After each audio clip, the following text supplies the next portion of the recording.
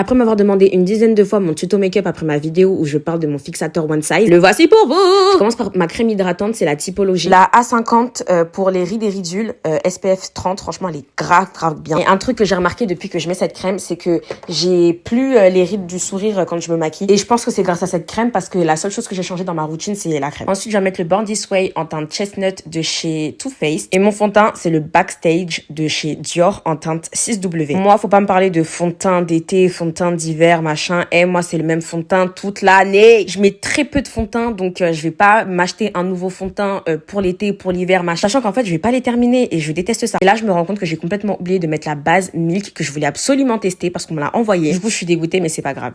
Là, je vais estomper mon anti-cerne, très bien estompé. J'étire vers le bas, j'étire vers le côté pour que ce soit bien fondu. J'ai voulu tester le Lip and Cheek de chez Milk en teinte Quickie que je trouve juste magnifique, mais je trouve que l'application, elle est tellement bizarre. Quand tu l'appliques sur la peau, en fait, ça t'enlève la moitié de ton fond de teint. Sur la main, c'est pas foufou. Enfin, je sais pas, j'ai essayé avec les doigts, mais je trouve que ça fait cracra un peu, donc ça m'a un peu, voilà.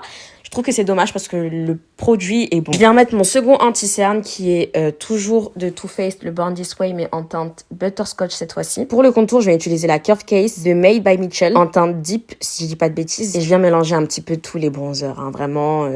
faut pas hésiter. Pour le blush, j'utilise les blushs aussi qui sont sur la palette parce que je les trouve incroyables. En fait, cette palette, elle est vraiment dinguissime. Le rapport qualité-prix est dinguissime. Elle est hyper pigmentée. Elle est toujours en promo sur Beauty Bay. Franchement, n'hésitez pas à l'acheter. Je vous le dis la vérité. Moi, je suis une meuf des bons plans, je vous ai dit. Encore une fois, j'estompe en étirant bien vers le bas et sur le côté pour que ce soit bien snatch. Je viens poudrer avec la Laura Mercier en teinte Translucent Honey. Cette poudre, c'est tellement ma valeur sûre.